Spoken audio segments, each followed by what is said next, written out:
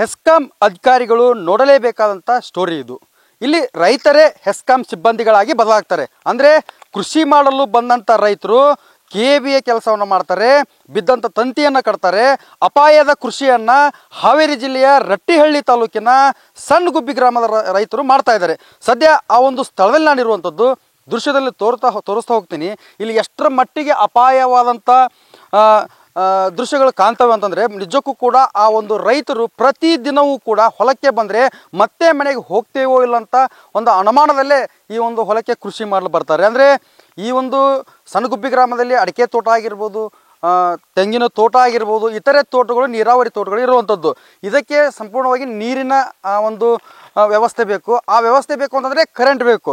ಆ ಕರೆಂಟ್ ಬೇಕು ಅಂತಂದರೆ ಸರಿಯಾದ ರೀತಿಯಲ್ಲಿ ವಿದ್ಯುತ್ ಕಂಬಗಳಿರಬೇಕು, ವಿದ್ಯುತ್ ತಂತಿಗಳಿರಬೇಕು. ಸದ್ಯ ನಿಮ್ಗೆ ದೃಶ್ಯದಲ್ಲಿ ತೋರಿಸ್ತಾ ಹೋಗ್ತೀನಿ. ಜಸ್ಟ್ ಒಂದು 4 ರಿಂದ 5 ಫೂಟ್ ಇರ್ತಕ್ಕಂಥದ್ದು ಇದು ಒಂದು ಲೈನು. ಅಂದರೆ LT ಲೈನ್ ಅಂತ ಕರೀತಾರೆ ಇದಕ್ಕೆ. ರೈತರು ಏನಂದರೆ ಒಂದು TC ಇಂದ ನೇರವಾಗಿ ಅವರ ಒಂದು ನೀರು ಹಾಯಿಸುವಂಥ ಮಿಷನಿಗೆ ಬರ್ತಕ್ಕಂಥ ಲೈನ್ ಇದು. ಪ್ರತಿ ದಿನವೂ ಕೂಡ ಈ ಒಂದು ರೈತರು ಆ ಒಂದು ಹಗ್ಗವನ್ನು ಕಟ್ಟಿ, ಆ ಒಂದು ಸೀರೆಯ ದಡೆಯನ್ನು ಕಟ್ಟಿ, ಆ ಕಡೆ ಈ ಕಡೆ ಕಂಬಕ್ಕೆ ಕಟ್ಟಿ ಅಥವಾ ಆ ಗಿಡಕ್ಕೆ ಕಟ್ಟಿ ಒಂದೇನೆಂದರೆ ಕೃಷಿ ಮಾಡುವಂಥ ಪರಿಸ್ಥಿತಿ ಈಗ ನಿರ್ಮಾಣವಾಗಿರುವಂಥದ್ದು ನೋಡ್ತಾ ಇರ್ಬೋದು ದೃಶ್ಯದಲ್ಲಿ. ಆ ರೈತರೇ ಒಂದು ಮೇನ್ ವಾಯರನ್ನು ಅಂದರೆ ಒಂಚೂರು ಹೆಚ್ಚು ಕಡಿಮೆ ಆದರೂ ಕೂಡ ಆ ಒಂದು ರೈತರ ಜೀವಕ್ಕೆ ಕುತ್ತು ಬರೆದುವಂಥದ್ದು.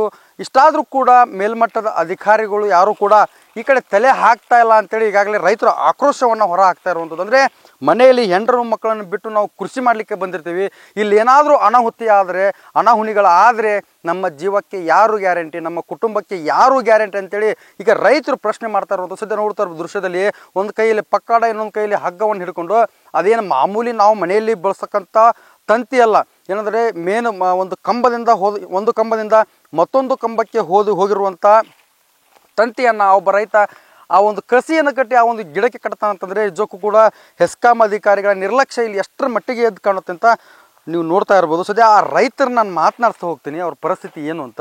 ಸರ್ ಏನು ಸರ್ ಇದು ಸಣ್ಣ ಹುಡುಗರು ಆಟ ಆಗ್ಬಿಟ್ಟಿದೆ, ಜೀವದ ಜೊತೆ ಆಟ ಆಡ್ತಿದ್ರೆ ನೀವು ಅಂತ? ಜೀವದ ಜೊತೆ ಆಟ ಆಯ್ತು ಸರ, 3 ತಿಂಗಳಿಂದ ಆಯ್ತು ಸರ. ಇದೇ ಟೈಪು ಬರ್ತಾಯಿತ್ತು ಸರ.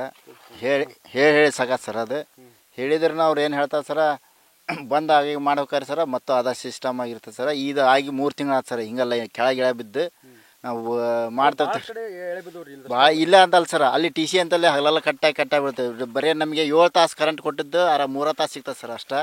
ಆಮೇಲೆ ಇನ್ನೊಂದು ಸರ ನಾವು ಅವಾಗ ಅಲ್ಲ ಒಂದು 7-8 ವರ್ಷ ಆಯ್ತು ಸರ.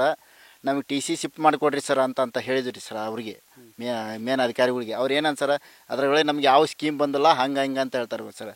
ಸ್ಕೀಮ್ ಬಂದಿಲ್ಲ, ಈಗ 5-10 ವರ್ಷದಿಂದ ಸ್ಕೀಮ್ ಬಂದಿಲ್ಲ ಅಂತಂದ್ರೆ ಮತ್ತು ರೈತರು ಏನು ಮಾಡ್ಬೇಕು, ರೈತರನ್ನ ಎತ್ತು ಹಾಕ್ಬೇಕಾಗ್ತದೆ ಬೇರೆ ಕಡೆಗೆ ಖರ್ಚು ಮಾಡಿ. ಹೌದು ಸರ. ಹಾಗಾಗಿ ನಾವು ಇದಕ್ಕಾಗಿ ಸರ ನಾವು ಇಲ್ಲಿ ಮತ್ತು ಅವರ ಕ್ರಮ ತಗೊಳ್ಳಿ ಸರ. ನಾವು ಈ TV 9 ಯಾವ್ಕರೆಲ್ಲ ತಿಳಿದ್ರೆ ಅವ್ರ ಇದು ಮಾಡ್ತಾರಂತ ನಾವು ಹಿಂಗೆ ಮಾಡಿ ಸರ.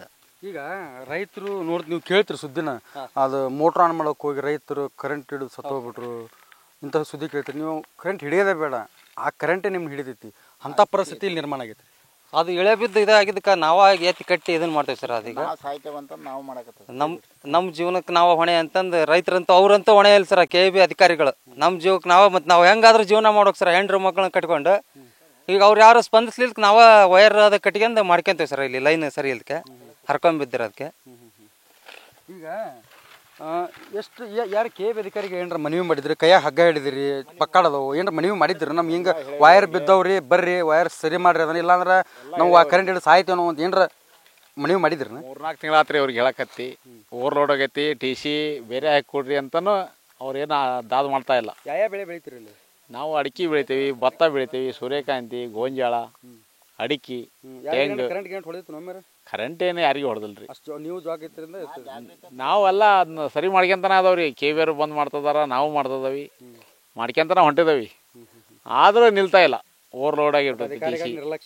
ನಿರ್ಲಕ್ಷ್ಯ ಇದಿಷ್ಟು ಏನಂತಂದರೆ ಈ ಒಂದು ರೈತರ ಮಾತು. ಅಂದರೆ ಇಲ್ಲಿ ನಾವೇ ಬಂದು ಕೆಲಸ ಮಾಡ್ತೀವಿ, ನಾವೇ ಆ ಒಂದು ವಾಯರನ್ನು ಕಟ್ತೀವಿ, ಅಷ್ಟಾದರೂ ಕೂಡ ಯಾವೊಬ್ಬ ಅಧಿಕಾರಿಗಳು ಬಂದು ಈ ಒಂದು ಸ್ಥಳವನ್ನು ಪರಿಶೀಲನೆ ಮಾಡಿಲ್ಲ.